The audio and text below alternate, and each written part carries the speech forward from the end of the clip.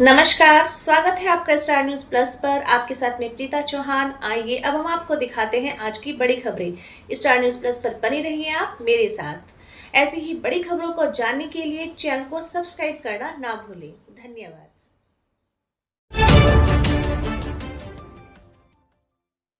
भारत की तरफ से पाकिस्तान के खिलाफ एक के बाद एक सख्त एक्शन लिए जा रहे हैं और अब भारत ने पाकिस्तान से डायरेक्ट और इनडायरेक्ट इंपोर्ट और एक्सपोर्ट पर पूरी तरह से रोक लगा दी है।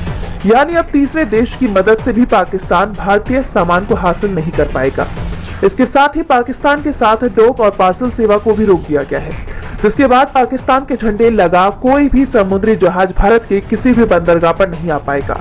भारत ने भी अपने जहाजों को पाकिस्तान के बंदरगाह पर जाने से रोक दिया है। इस बीच हैदराबाद हाउस में अंगोला के राष्ट्रपति जोआओ मैनुएल गोंकाल्वेस लोरेंको से मुलाकात के बाद पीएम मोदी ने कहा कि हम हर आतंकवादी और उसके समर्थकों की पहचान करेंगे, उनका पता लगाएंगे और उन्हें दंडित करेंगे। हम उन्हें धरती के अंत तक खदेड़ेंगे। आपको बता दें कि 38 साल बाद अंगोला के राष्ट्रपति की भारत यात्रा हो रही है और अंगोला ने आतंकवाद के मुद्दे पर भारत को पूरा समर्थन देने का ऐलान किया है। इस बीच ये भी खबर आ रही है कि जबलपुर ऑर्डिनेंस फैक्ट्री में अधिकारी कर्मचारियों की छुट्टी रद्द कर दी गई है। भारत के सख्त रुख के बाद अब पाकिस्तान खौफ में दिखाई दे रहा है। पाकिस्तान की तरफ से शांति की अपील की जा रही है, लेकिन अभी तक उसकी तरफ से पहलगांव हमले की निंदा तक नहीं की गई है। लेकिन भारतीय कार्यवाही के डर से पाकिस्तान यूएन में जरूर पहुंच गया है, जबकि पाकिस्तान के रक्षा मंत्री ख्वाजा आसिफ ने कहा है कि अगर सिंधु नदी पर भारत डैम बनाएगा तो ये युद्ध का ऐलान माना जा रहा है। यानी एक तरफ पाकिस्तान डरा हुआ दिखाई दे रहा है तो दूसरी तरफ वो खुद को युद्ध के लिए तैयार भी दिखाने की कोशिश कर रहा है। लेकिन पाकिस्तान के नेताओं के बयान ही बता रहे हैं कि लड़ाई हुई तो पाकिस्तान भारत का सामना नहीं कर पाएगा। भारतीय किसान यूनियन के प्रवक्ता राकेश टिकैत के साथ हुई धक्का मुक्की की घटना को लेकर माहौल गरमाया हुआ है। इस घटना से किसान काफी नाराज हो गए, जिसके विरोध में बीकेयू अध्यक्ष नरेश टिकैत ने मुजफ्फरनगर के जीआईसी मैदान में आपातकालीन महापंचायत बुलाई। इसमें हजारों किसान और जाट समुदाय के लोग शामिल हुए।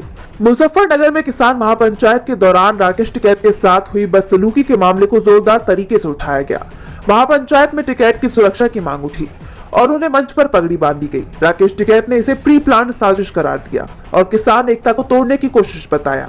महापंचायत में किसानों ने सरकार की नीतियों के खिलाफ एकजुटता दिखाई और आगे की रणनीति पर चर्चा की। इस दौरान कैराना से सपा सांसद इकरा हसन, सरधना विधायक समेत कई नेता और संगठन मौजूद रहे।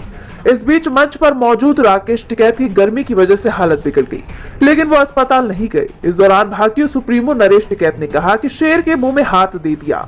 हम अपनी तरफ से कोई मुकदमा नहीं लिखवा रहे हैं, पर प्रशासन ऐसे लोगों के खिलाफ अपने स्तर पर कार्रवाई करे। भविष्य में अगर इस तरह की हरकत होगी तो किसी कीमत पर माफ नहीं की जाएगी। इतिहास पर दाग लगाना नहीं चाहते, वरना जवाब देने में सक्षम है। तो वहीं सपा सांसद इकरा हसन ने कहा कि राकेश टिकैत पर हमला करने वाले भी आतंकवादियों से कम नहीं है। ये घटना बेहद निंदनीय है। पहलगांव में जो हुआ हम उसकी कड़ी निंदा करते हैं। राकेश टिकैत ने अपने लिए काम नहीं किया, बल्कि दूसरों के हक की लड़ाई। बिहार में विधानसभा को कभी भी भंग किए जाने की अटकलों ने जोर पकड़ लिया है। जम्मू कश्मीर की हालिया घटनाओं और वक्फ कानून को लेकर चल रहे विरोध के बीच ये कयास लगाया जा रहा है कि राज्य में जल्द ही विधानसभा चुनाव हो सकते हैं। इस बीच चुनाव आयोग और बिहार प्रशासन ने चुनावी तैयारियों को तेज कर दिया है। हाल ही में मुख्य सचिव अमृतलाल मीणा की अध्यक्षता में हुई उच्च स्तरीय बैठक में चुनावी तैयारियों पर विस्तृत चर्चा की गई। बैठक में 2016 संवेदनशील स्थलों पर केंद्रीय अर्धसैनिक बलों की तैनाती के लिए आवास व्यवस्था और मोबाइल नेटवर्क से वंचित क्षेत्रों में सैटेलाइट फोन जैसी वैकल्पिक तकनीकों का इंतजाम करने का निर्देश दिया गया। सामान्य प्रशासन विभाग को रिटर्निंग ऑफिसर और असिस्टेंट रिटर्निंग ऑफिसर के रिक्त पदों पर तत्काल नियुक्ति, 3 वर्ष से अधिक समय से एक जिले में तैनात अधिकारियों के स्थानांतरण, दिव्यांगजनों और निर्वाचन कर्मियों के लिए चिकित्सा सुविधा, आपातकालीन उपचार और व्हील चेयर की व्यवस्था करने को कहा गया। इसके अलावा मतदाता जागरूकता अभियान चलाने पर भी जोर दिया गया। बैठक में डीजीपी विनय कुमार, मुख्य निर्वाचन पदाधिकारी विनोद सिंह गुंजियाल सहित सभी संबंधित विभागों के प्रधान सचिव और विशेष पुलिस नोडल अधिकारी मौजूद थे। उधर निर्वाचन आयोग ने शुक्रवार से राज्य के 13 जिलों में ईवीएम मशीनों की प्रथम स्तर की जांच शुरू कर दी है। ये प्रक्रिया 30 जून तक 38 जिलों में पूरी होगी। इसके लिए जिलों में कंट्रोल रूम भी बनाए गए हैं। चुनाव आयोग की ये सक्रियता और प्रशासनिक तैयारियां संकेत दे रही हैं कि बिहार में जल्द ही चुनावी माहौल बन सकता है। जनगणना को लेकर सियासी सुगबुगाहट तेज है। सभी राजनीतिक दल सरकार के इस फैसले का स्वागत तो कर रहे हैं, साथ ही सत्ता पक्ष और विपक्ष में इसका क्रेडिट लेने की भी होड़ मची हुई है। खास तौर पर आगामी बिहार विधानसभा चुनाव के मद्देनजर सभी राजनीतिक दल इस मुद्दे को भुनाने में जुट गए हैं। इस बीच आरजेडी नेता और बिहार विधानसभा में नेता विपक्ष तेजस्वी यादव ने पीएम मोदी को चिट्ठी लिखी है। उन्होंने इस पत्र में सरकार के इस फैसले की सराहना की है। साथ ही ये भी कहा कि सालों से आपकी सरकार और एनडीए गठबंधन ने इस जातिगत जनगणना का विरोध किया है। बिहार जाति सर्वेक्षण का जिक्र करते हुए तेजस्वी ने कहा कि हमारी इस पहल में भी आपकी पार्टी ने, केंद्र सरकार ने, सभी ने बाधा डालने की कोशिश की थी, लेकिन अब आप खुद ये जनगणना कराने जा रहे हैं, जो ये दिखाता है कि आपने समाज के उन लोगों की मांग को सुना है जो लंबे वक्त से हाशिए पर हैं। तेजस्वी ने कहा कि जाति जनगणना कराने का फैसला हमारे देश में समानता लाने की यात्रा में एक बड़ा बदलाव लाने वाला कदम हो सकता है। इस जनगणना के लिए संघर्ष करने वाले लाखों लोग सिर्फ आंकड़ों का नहीं बल्कि सम्मान का, सिर्फ गणना का नहीं बल्कि सशक्तिकरण का इंतजार कर रहे हैं।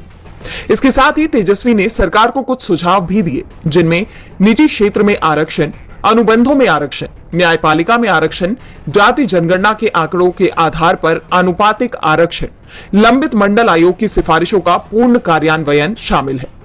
तेजस्वी ने अपने पत्र के अंत में कहा कि प्रधानमंत्री जी, आपकी सरकार अब एक ऐतिहासिक चौराहे पर खड़ी है, लेकिन सवाल यह है कि क्या इस डेटा का इस्तेमाल प्रणालीगत सुधारों के लिए उत्प्रेरक के रूप में किया जाएगा, या ये कई पिछली आयोग की रिपोर्टों की तरह लेखों के धूल भरे भंडार तक ही। मणिपुर में हिंसा को आज यानी 3 मई को 2 साल पूरे हो गए हैं। पिछले 2 साल से राज्य के लोगों ने सुकून की नींद नहीं ली। कभी किसी का घर फूंक दिया गया तो कभी किसी पर हमला कर उसकी जान ले ली गई। अब तक 250 से ज्यादा लोगों की जान जा चुकी है। 70,000 से ज्यादा लोग घर छोड़ने पर मजबूर हो गए। इन सभी घटनाओं ने पूरे देश में मणिपुर को लेकर चिंता पैदा कर दी। 2 साल बीत जाने पर भी प्रदेश में हालात नहीं बदले। हिंसा के 2 साल पूरे होने पर मणिपुर में लगभग सभी जगह बाजार, दुकानें और स्कूल कॉलेज बंद है और सड़कों पर सन्नाटा पसरा है। सार्वजनिक गाड़ियां भी सड़कों से नदारद रही और प्राइवेट ऑफिस भी बंद रहे। कुकी स्टूडेंट्स ऑर्गेनाइजेशन और जोमी स्टूडेंट्स फेडरेशन ने भी कुकी आबादी वाले इलाके में बंद बुलाया है। कुकी समुदाय ने अलग केंद्र शासित प्रदेश की मांग को लेकर डे ऑफ सेपरेशन मनाया। वहीं मैतेई संगठन coordinating committee on Manipur integrity ने भी लोगों से सभी गतिविधियां बंद रखने की अपील की। हिंसा में जान गंवाने वाले लोगों को श्रद्धांजलि देने के लिए मोमबत्ती जुलूस भी निकाला जाएगा। राज्य में तनाव बढ़ने की आशंका के चलते सुरक्षा बल अलर्ट पर हैं। उन्होंने इम्फाल, चुराचांदपुर और कंगपोकपी में कड़ी सुरक्षा व्यवस्था की है। मणिपुर की जनता को इंतजार है कि राज्य के हालात कब सही होंगे और वो अपने घर वापस लौट सकेंगे। लोकसभा में विपक्ष के नेता राहुल गांधी से भी मुलाकात के दौरान उन्होंने यही मांग की थी। हालात इस कदर बिगड़ चुके हैं कि मुख्यमंत्री एन बीरेन्द्र सिंह को इस्तीफा देना पड़ा और केंद्र सरकार ने मणिपुर में राष्ट्रपति शासन लगा दिया। लेकिन अब राष्ट्रपति शासन से भी लोग असंतुष्ट हैं और राज्य में चुनी हुई सरकार के गठन की मांग उठ रही है। लेकिन सबसे बड़ा सवाल यह है कि मणिपुर में आखिर शांति कब आए? के गोधरा मामले में हाईकोर्ट में अहम सुनवाई हुई। कोर्ट ने इस घटना को लेकर जीआरपी पुलिसकर्मियों से कड़ी नाराजगी जताई।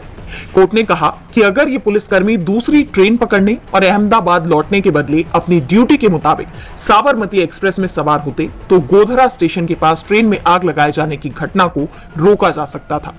लेकिन उन्होंने रजिस्टर में फर्जी एंट्री की और शांति एक्सप्रेस से अहमदाबाद लौट गए। दरअसल 9 सरकारी रेलवे पुलिस जीआरपी कर्मियों ने अहमदाबाद हाईकोर्ट में अपनी बर्खास्तगी को चुनौती दी थी।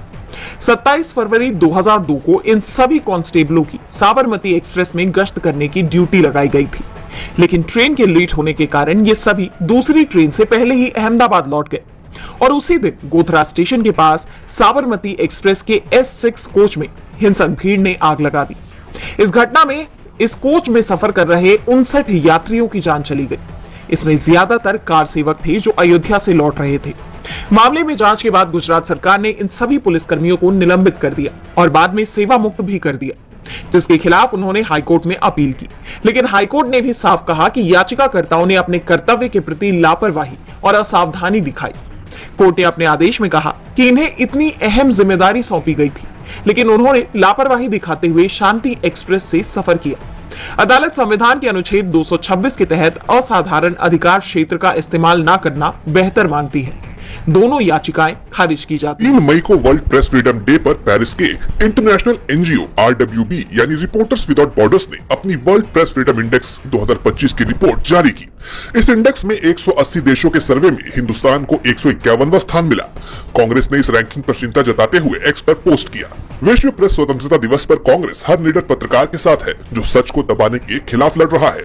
भारत की गिरती रैंकिंग बीजेपी शासन में अभिव्यक्ति की आजादी के क्षरण को दर्शाती है। ये स्थिति लोकतंत्र के चौथे स्तंभ पर हमले का प्रमाण है। कांग्रेस ने एक अखबार के कटआउट के साथ ये भी जिक्र किया कि 2023 में भारत 161वें स्थान पर था। रिपोर्ट में भारत में पत्रकारिता की स्थिति पर चिंता जताई गई है, जिसमें मीडिया स्वामित्व का केंद्रीकरण और आर्थिक दबाव को बड़ा खतरा बताया गया है। रिपोर्टर्स विदाउट बॉर्डर्स का कहना है कि उद्योगपति गौतम अडानी के स्वामित्व वाले 70 से ज्यादा मीडिया संस्थानों के 80 करोड़ से ज्यादा फॉलोअर्स हैं, जो मीडिया की बहुलता को खतरे में डालता है। भारत में 1 लाख से ज्यादा न्यूज़पेपर, 36,000 साप्ताहिक पत्र और लगभग 380 न्यूज चैनल्स हैं। फिर भी पत्रकारों की सुरक्षा और स्वतंत्रता पर सवाल उठ रहे हैं। कांग्रेस ने इस स्थिति को लोकतंत्र के लिए खतरा बताया और स्वतंत्र पत्रकारिता की रक्षा का संकल्प दोहराया। हालांकि भारत की यह रैंकिंग नेपाल, मालदीव, श्रीलंका और बांग्लादेश जैसे पड़ोसी देशों से नीचे है। नॉर्वे सूची में शीर्ष पर है, जबकि इरिट्रिया सबसे निचले पायदान पर। भूटान, पाकिस्तान, तुर्की, रूस, चीन और उत्तर कोरिया भारत से पीछे है।